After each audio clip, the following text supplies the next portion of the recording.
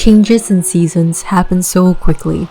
Just 2 weeks ago, we were having sub-zero temperatures and icy rains, and in the last week or so, the weather has gotten so much warmer and amazing here.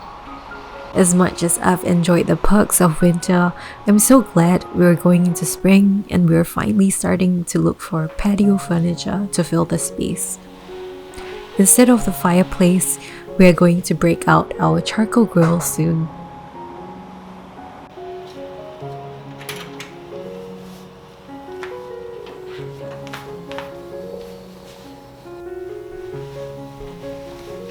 I cleaned up the pottery studio a little today and packed up some plates to drop it off at the pottery studio for firing.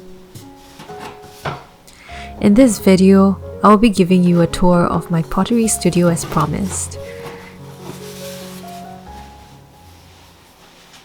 It's 113 square feet or 10.5 meters square.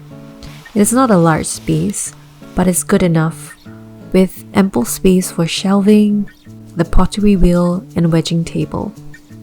I used to throw along the hallway in my previous apartment, and it was a nightmare because there was no line between my living and working space. With this new home, I'm a lot happier with how the rest of the house can remain clean at all times. Setting up a pottery studio required more upfront expenses than a lot of craft hobbies, which is why I made sure that I really wanted to further this skill before I plonked my money into equipment.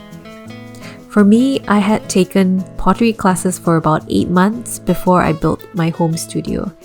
It was more of a push factor because by then, COVID happened and my community studio had to close, and I decided to take that free time to set up the studio. For equipment, I got myself a wheel. This is the Shimpo VL Lite. I threw with the Shimpo Whisper at the studio, and I really liked how sensitive the paddle is and how silent it is as well. I would have gone with the Whisper, but it was over 1,000 USD, so I decided to go with the VL Lite, which costs about 700 USD. Other than not being able to center as much clay as the Whisper and being a tad noisier, I have not noticed much difference in the quality and user experience. I would totally recommend this as a beginner's wheel. So the Shimpo VL Lite also comes with bat pins, which are these little prongs on top of the wheel. This was important for me as I like to throw with bats so I don't have to wire off soft pieces of pottery, and I got plastic bats from Studio Pro, which are really good quality, unlike some other brands or materials that I've used that have warped and hence affect the throwing experience. In terms of tools, I use basic tools. Some key essentials for throwing are sponges, wire for wiring off your work, ribs for shaping as well as compressing bottoms, some trim tools, calipers for measuring and throwing uniform items, and a small bucket for keeping my water while throwing. It really depends on personal preference as well. I had to try quite a few tools before I settled on the ones I liked. I buy them from a range of places like Amazon, Clay King, Mud Tools, and AliExpress. I also recently bought a bending wheel and I use it for brushing on glazes. If you are into hand building, a bending wheel is really useful. I got mine off Amazon. It was much cheaper than those from Shimpo, but I'm super satisfied with the quality of this wheel because it is made from heavy cast iron and its turns are very smooth and similar to the Shimpo. So next, I also got a test kiln, the Olympic MES 129E, that I use to fire jewelry and small pieces. As I mentioned in my previous video, I wasn't able to access a kiln when I first started my studio, so I was pushed into getting a kiln as well. But I would say being in control of my firing schedules and being able to test out different firing programs that produce different outcomes even with the same glazes has been an amazing journey for me in understanding the end-to-end process of ceramics. It has made me fall in love even more with this art form. My kiln is not in my studio but in our guest bathroom. I turn on the bathroom ventilation system when I fire and close the doors to ensure that no gases are in the living area. As a precaution, I also have a carbon monoxide detector at home just to be sure that we are not getting exposed to poisonous gases that are produced during firing. If you would like to learn more about how I set up my kiln at home, I have included a link to my previous video. In terms of materials, you don't need a lot of stuff. It's really just two key things, clay and glaze. For clay, I've been trying out a few different clays for different aesthetic styles. So far, I really like Standard 710 brown clay with grog for its dark, earthy, almost black color. Though it is a nightmare to throw and clean with this clay because of this color, I found it to be pretty easy to work with.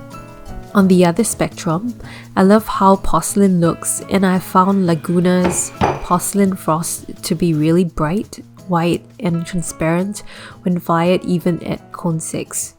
However, it is a lot more challenging to throw with due to no grog and feels a lot like throwing a lump of cream cheese and tends to be very unforgiving when drying.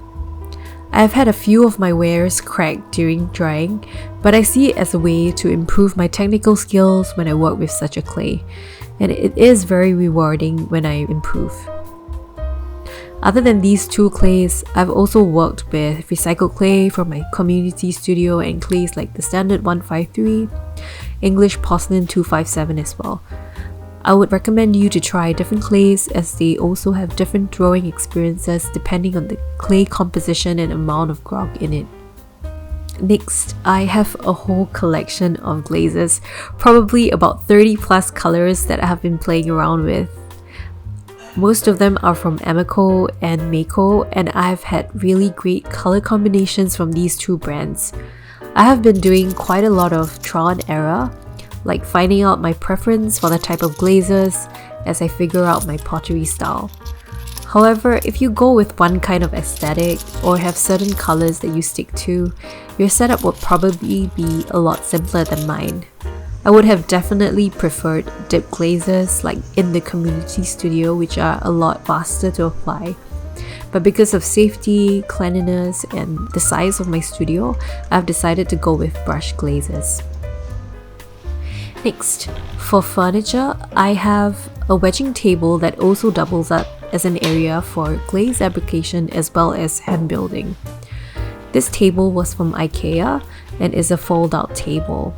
I do not recommend getting such a table as the wedging table needs to be sturdy because of the amount of weight that you apply on it when wedging.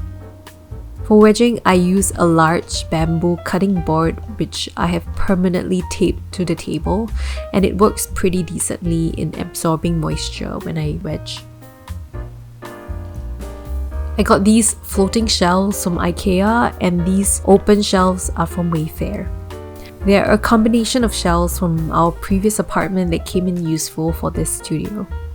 I would say an open shelving system is definitely recommended, as you would need to have a spot to store your glazes and your clays, as well as to place your greenware for drying, and also for bisqueware and completed ceramics.